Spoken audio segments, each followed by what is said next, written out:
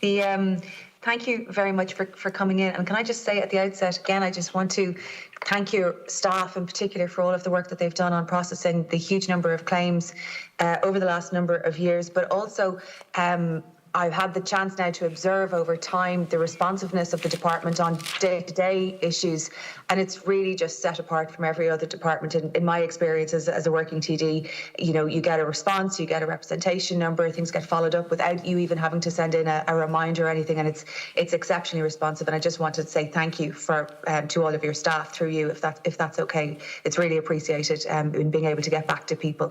That's my experience. And thank you again for coming in, because I know you haven't been well. Can I just on the PUP in particular, that really was an extraordinary piece of work, and you talked about the different information systems that you've built up. And again this week, I think you've reopened the system again for people who've been able to apply. It's been a great system, but can I just go into some of the fraudulent aspects of it, or the concerns around fraud in particular? The concerns, what would you say what are your concerns about the scale of potentially fraudulent PUP claims? What's the department doing to prevent any of that this time round? Can I check with you your thoughts about people who have come to make a PUP claim who potentially hadn't a PRSI background with the department? We have some other questions in relation to the eligibility of the self-employed, how easy that was for self-employed people, distinguishing how and whether someone who was self-employed. Could you just talk us through that? Because one of the great successes of the PUP is how well it worked. One of the concerns that people have is whether or not it was, or how it may have been manipulated by some parts.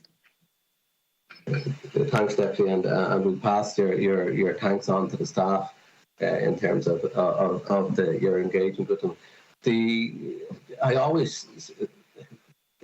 Talking about fraud is always difficult.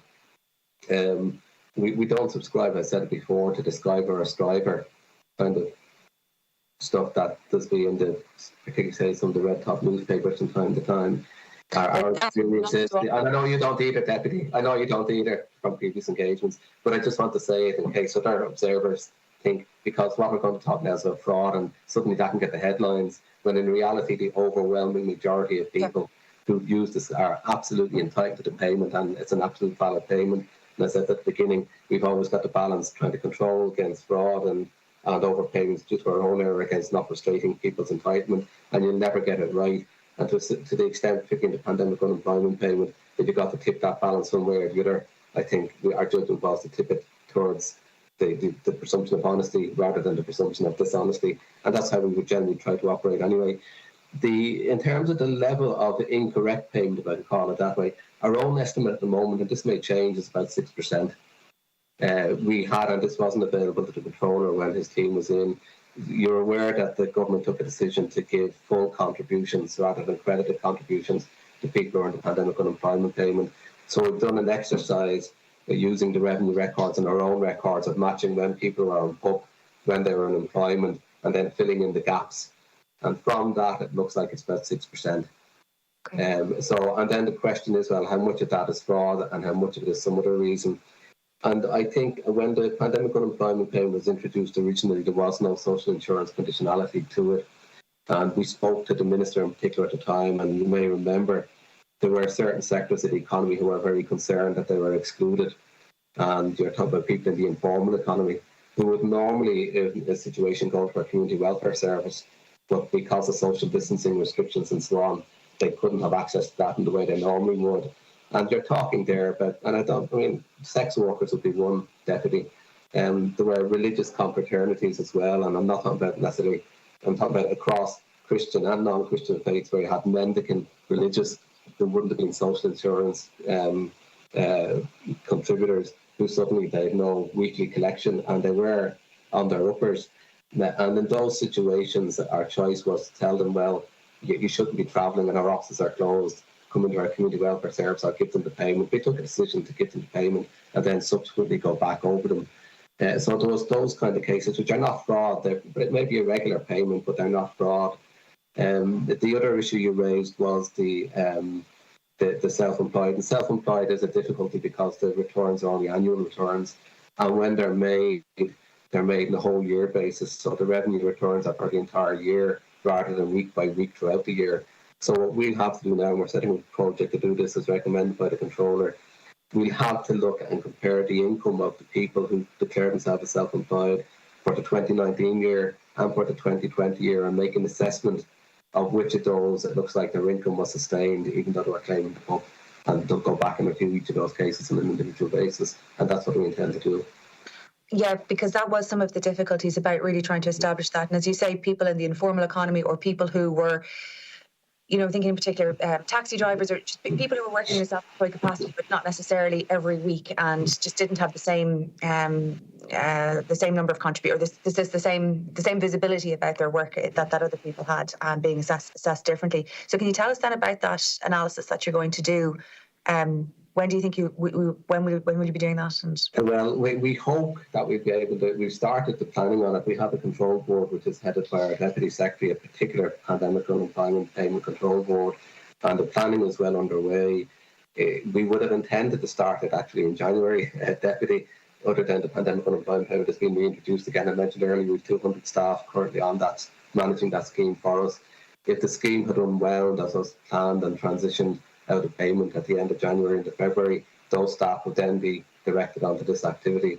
That may still be the case, but obviously it will be dependent on developments between now and then. Can I ask you about the group of people whom you described in the informal economy and coming to attention and being able to try and provide them supports?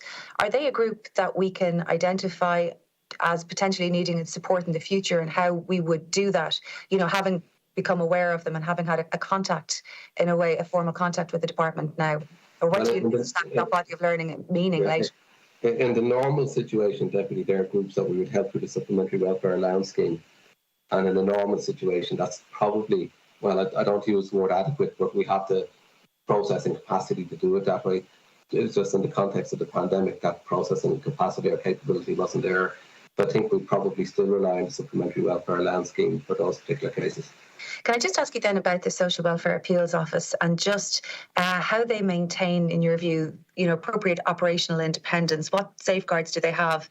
It seems to me that they're quite intertwined with the department, that the Chief Appeals Officer sits on the management board. What's your comfort around how operationally independent they are? Well, I'll say something, then I might ask the Chief Appeals Officer. I think you'll find a lot of deciding officers in the department think they're far too independent, Deputy.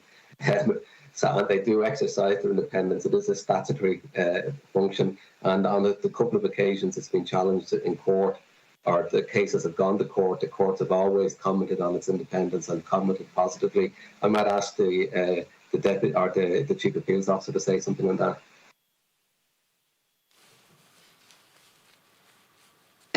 Thank you, Deputy. Yeah, indeed. Yeah, the independence of the office is paramount to us, and it has been observed and nurtured closely over many years.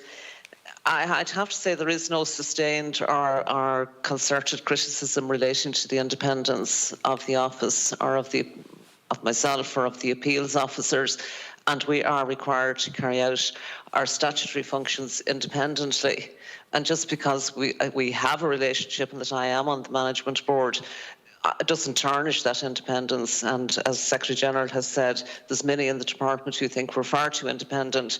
And I think if there was a need of evidence, I think the evidence is in the high number of successful appeals. So at the end of October, for example, but sorry, if I might just come in again there. I appreciate that, but then we've also heard about the complexity of reasons why that might be so as well, particularly in relation to carers and disability. And I did notice, the CNAG has commented on sort of, in particular, the oral hearings and the written procedures, and how much discretion is there in relation to them. At the moment, as I understand it, the oral hearings are held essentially at the discretion of the appeals officer. And there's no written policy as to why they're called, as that I'm aware of. It's just left up to the appeals officer. That doesn't seem to me to be the sort of procedure that gives confidence on the outside to the independence of a structure. Has the department taken an analysis of any kind as to how and when oral hearings are carried out? Have you done anything since the publication of the CNAG's analysis of this? Can I just say in relation to the oral hearings, under legislation, it is at the discretion of the appeals officer as to whether to hold an oral hearing or not. We do, and more so in the past, when it was possible for us to meet in person, have conferences on in person. And we would discuss issues around when an oral hearing is required or when it's not. So it's difficult to set out broad guidelines, but we have now put up some broad guidelines on our website. And it's usually where there are unresolved conflicts in the evidence, there's some dispute as to the facts, there are differing opinions, medical or other professional opinions that require to be teased out at an oral hearing. But I'm not sure that impinges on our independence. And, we really haven't been challenged or there has been no evidence of lack of independence. And I'm confident that we are independent and that we do carry out our functions as we're required to do under the legislation, as our deciding officers in the department, to carry out our functions independently. Well, that's fine. You still no harm being questioned about it by the CNAG or the PAC, and it's always possible to improve institutionally. I mean, there's discretion available to Circuit Court, High Court and District Court judges, but there's still processes around court rules and sentencing guidelines and so on. So I'm sure you wouldn't feel as though that wasn't appropriate to be questioned about. Oh, no, absolutely not. No, absolutely not. I've fully welcomed that and said we have put up the circumstances that usually result in an oral hearing being held. We have put that on our website. There was some material there already, and the Supreme Court has commented on when an oral hearing is required. So we've updated that. Absolutely no difficulty with that. Thank you. There was a business. Oh, sorry, am I finished? Yeah. Okay. I think you're a bit over time. We'll let you back in if